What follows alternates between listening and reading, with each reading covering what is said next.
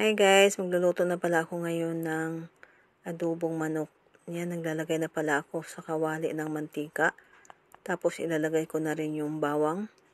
Pagkatapos yan, balihaluin ko lang muna.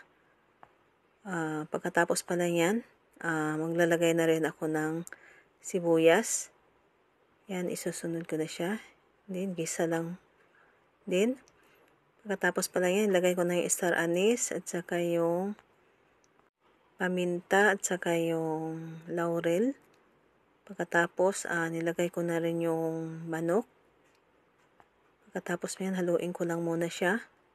Pagkatapos pala yan, maglagay na rin ako ng asukal na buo. Palang yung kulay puti siya, pero buo siya. Yan, nilagay ko na. Pero maglalagay rin ako dyan ng toyo na. Yan, haluin ko lang muna siya. Pagkatapos pala yan, maglalagay na rin ako ng bali tubig.